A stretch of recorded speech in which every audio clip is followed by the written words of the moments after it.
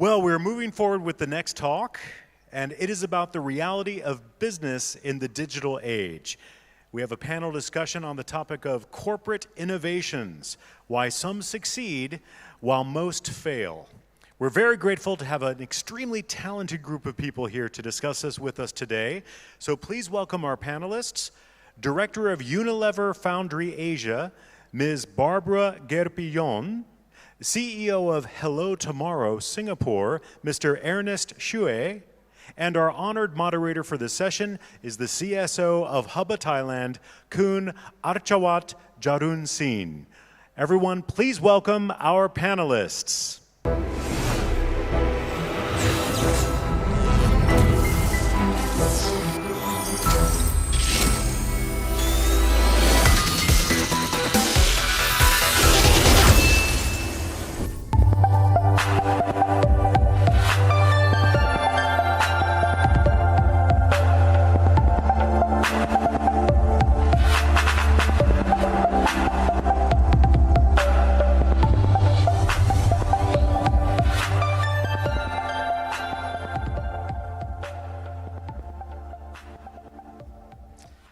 Hi guys, how are you? Hi, good. Very Good afternoon. So we were waiting in the back for a while. It's getting a bit comfy. Yes, Right. too comfy. Right. Okay, so we'll be talking about corporate innovations, one of the hottest topic. I think in the past 2 years, at least here in Thailand, we're beginning to see that companies are taking innovation seriously. Right. Many of them start with experiments, right, exciting ones. But the problem is after that excitement, feelings worn out, right?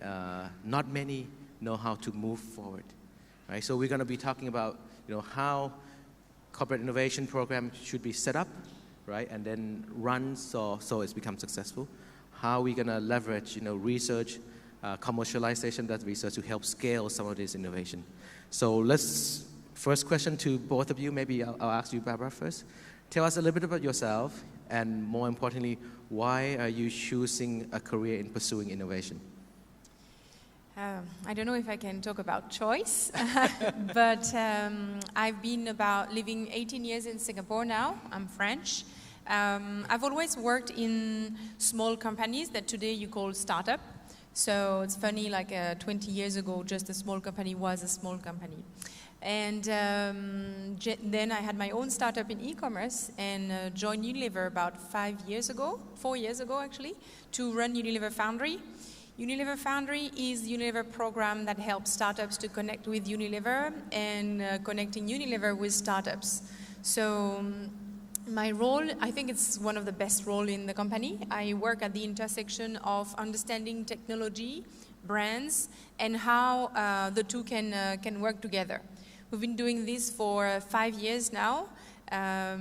We've run about 200 pilots, 25 to 30 of them scaled across the business, and learning every day. Good. Ernest? I didn't choose innovation. That was the Innovation furthest, choose you, right? that was the furthest thing on my mind when I started my career. I had a very traditional entry point into wealth management, investment management, and which gradually moved into technology transaction work. Right. And somehow that led to setting up of a corporate venture capital fund. But at that point in time, there was a lot of hype that was going on in the digital space, and there still is now, and rightly so, because the opportunities there are large.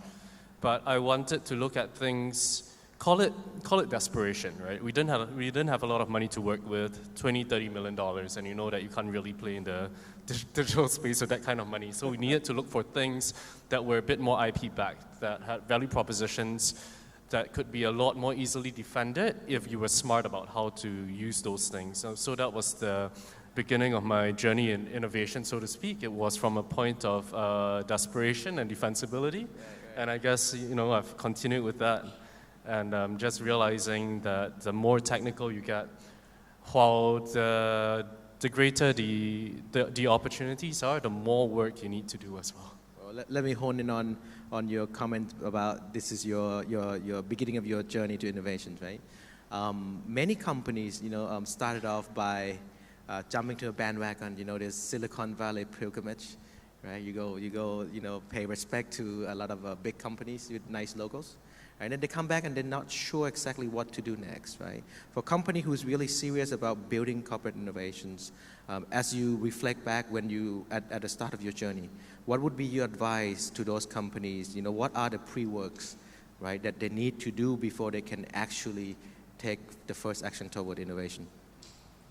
I think the first step that any company needs to take is to really take a very honest assessment of where you are at or where we are at as a company. How mature are we? How ready are we to adopting innovation? And as part of that, you need to also carve out what your innovation objectives are.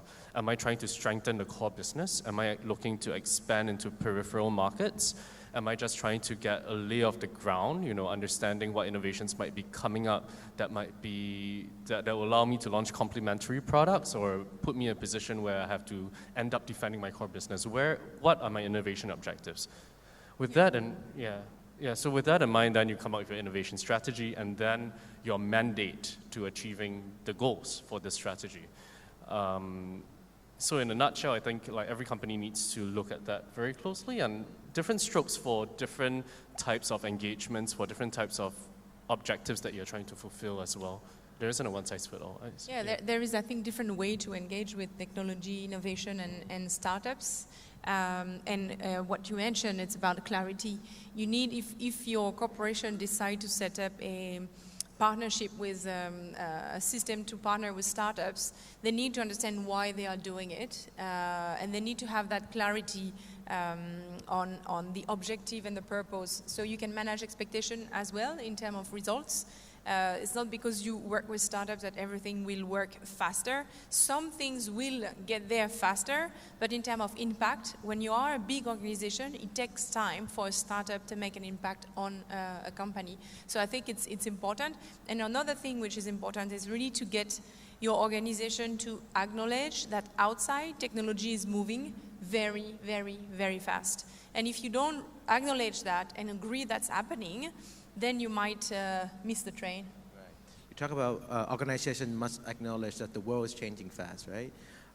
In a large organization where role source clarity is critical, and they usually get themselves into a place where, innovation is interesting, let's pursue it, but who should be leading it, right? So is innovation someone's or some organization or some department jobs, or it's everybody's jobs? And if it's everybody's job, how, based on your both experience, same question to you both, how can organizations start building this innovative culture? I think you just said the word, it's about culture. So there is different way of doing it, and different organizations are doing it in different way. But what I can say about Unilever Foundry and what happened, because we could not really predict what happened. 5 years ago, when we started the Foundry, it was mainly for marketing and ad tech startups. And the idea was to support our marketeers to do better marketing for consumers, leveraging those technology. We talk about crowdsourcing, content creation, influencer marketing. Today, 5 years later, what's happening is, in marketing, our marketeers know better about how to deal and work with startups. So we are less and less involved in the relationship because they have learned. And there is a learning journey that sometimes people want to skip and go straight into partnership and results. Today, the focus of Foundry is still marketing and ad tech. It's still about 60% of the brief that we are getting from the business, but we are moving to supply chain, logistics, HR, finance, where there are also startups in those space. So, like you mentioned, culture change is important, and you need to educate the people internally. We are not here, Foundry, to replace our R&D, our innovation department, our transformation department, but we work together. And our focus is very, very specific. Our focus is startup partnership. There is many different ways to do innovation, and we are just looking at this part. In every company you cannot expect everyone to be an innovator. Yes, it's a company-wide effort. No one will ever come and say innovation is purely the job of one department. That will never work. We all know that. but at the same time, you need to recognize that you have your innovators, you have your enablers, the people who enable such innovations, and you have the guys who are just maintaining the business as a going concern. It's very important to recognize that and not to penalize anyone for fulfilling the job that they're doing. However, what is really important as well is for both parties, I think, the startups and the business units or the innovation guys at the corporate level, to be extremely transparent about what their desired objectives are in any kind of engagement. And I think this can be a bit more difficult coming from a corporate perspective as well, given that there's a lot of risk that needs to be managed. So sometimes corporate players are a bit more reticent in terms of talking about what they actually hope to achieve with such a partnership. But it's really important to come to the table and be able to have a big, open, honest conversation about such things. Let me zoom in on your mention about the risk to be managed when it comes to corporate and startup partnerships, right? Risk somehow equate to failures, right? In a large company, people are usually rewarded for success and penalized for failure, right? However, these days we hear a lot about, fail fast, fail forward, fail often, required in order to drive innovation forward. So this question for you, Barbara, at Unilever, how can you help your organization make sense that failure is something that could be desirable and acceptable and should not be afraid of? Even Google now actually give people extra bonus, for those who actually kill a project. Right? We are not yet at the stage where we get bonus when we kill a project. However, we manage to get to incentivize people to work with Foundry, which is already a big step. We have a commitment from brands and leaders that their teams will reach out to us and give us their brief, their business problem that they want to work on. And that was very needed at the very beginning of Foundry. Now that we have a bit more traction internally, we have successes, we have proven our value to the business come to us. So I think, for me, the worst failure in the Foundry environment, it's when a pilot got killed before we had the chance to start. This is, for me, the real fail. It means somewhere, someone has decided not to take the risk and not to experiment. Once the pilot is kicked off, actually, whatever is going to happen after, it's going to be a success by either impact on the business or learnings. Impact, we have also to be very realistic. When we do pilot with a startup, it's roughly 50K. 50K is not going to change the life of Unilever, right? Yes. So it works for both failure and success. So when we will have success, when we work with a startup, it's scale. So when we started the journey of Foundry, initially my KPIs were the number of pilots. How many times can I convince the business to work with us and set a part of their budget to work with startups? Because I don't have budget, we don't have innovation fund, we don't have free money. We need, or the brief owner, the business need to say, okay, I'm going to take this part of my budget and experiment with startups. Today, my KPIs have evolved. Today, my KPIs is the number of scale-up. How many of those pilots that we are doing? Last year in Singapore, in Southeast Asia, we've done about 70 projects. How many of them will actually scale into the business? And scale for us means that a startup can work with 8 brands out of our 400. And 10 markets out of the 200. So when a startup is able to serve 10 markets of Unilever, we can start to talk about scale, measure results. Right. Ernest, anything to add? Yeah, so failure is pretty much about perspective. I think it's important to set out very clear milestones. So this is not just with regards to startup corporate partnerships. This could be even, this perhaps works very well, especially for investment milestones when startups talk to their investors. And we have to bear in mind as well what should be comfortable targets and what should be stretch targets, and what are the limits. If you're pushing the limits and you're not able to hit those limits, should that be considered failure? My personal opinion is no. So it's really about structuring out your KPIs and coming to a common understanding as to what should be comfortably done and what is really, really a stretch goal. I mean, And that's why a startup also needs to know when to say no.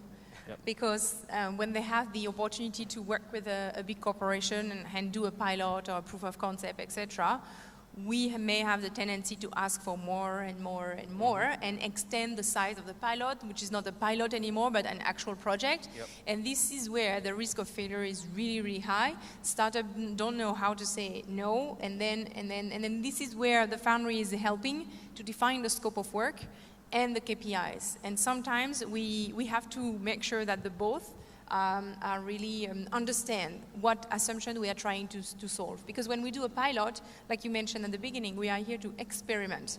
So when we experiment, we are here to validate assumptions. And it tends to be forgotten when you start to be excited by the opportunity of a startup. Right. So experiment and learn. And I think one of the explanation as not to be fearful of failure is, usually you learn something out of failure. Right? So this question go to both of you. Maybe start with you first, Barbara. In your career, what is the biggest failure that you have, and whether the learning from that failure is as big? I have a massive one. I joined two friends to set up an e-commerce company. It was back in 2012. When I'm going to tell you what it was, I'm like, it looks like, but that's the beauty of an entrepreneur. An entrepreneur is always very often blind and full of dreams and hope for what he's going to do. We wanted to duplicate the Taobao model in China for the US market.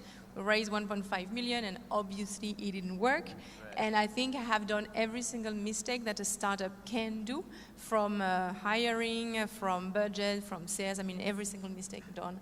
So it's a massive, big fail, but it allows me, I think, today to really enjoy the job that I'm doing, but also to understand the perspective of the startup when they come to talk to us.